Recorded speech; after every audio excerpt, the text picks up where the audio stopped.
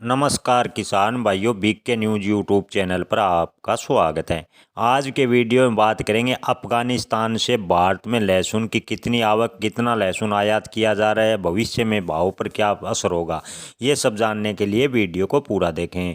जी हाँ किसान भाइयों, मन में सवाल उठता है कि भविष्य में लहसुन के भाव क्या बढ़ेंगे, क्या इसी प्रकार की स्थिति बनी रहेगी।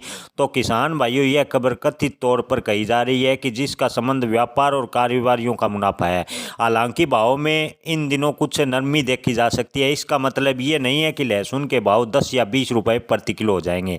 फिलहाल मार्केट के सिद्धांत से देखा जाए तो मार्केट का सिद्धांत ही ऊपर और नीचे होना है। इससे स्पष्ट होता है कि लहसुन की मार्केट में अभी कुछ नीचे जरूर है, लेकिन भविष्य में लहसुन के भाव में तेजी आएगी।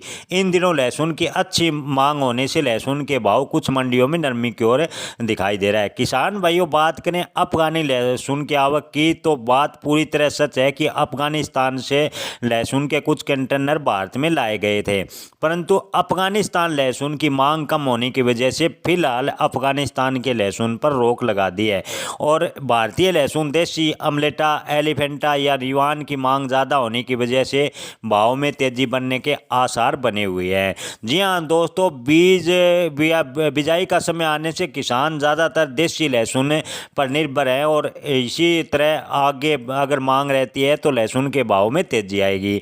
भविष्य की बात करें तो सरकार अफगानिस्तान का माल छोड़कर दूसरे देश का माल आयात में जरूर लेगी। हालांकि ईरान से लहसुन आयात किया जा रहा है, लेकिन सीमित मात्रा में ईरानी लहसुन भारतीय मंडियों में पहुंच रहा है। इस वजह से भविष्य में सरकार कोशिश करेगी कि अन्य देशों से लहसुन का आयात करे ताकि लहसुन के भाव में कंट्रोल रखा जा सके, लहसुन के भाव को काबू किया जा सकते।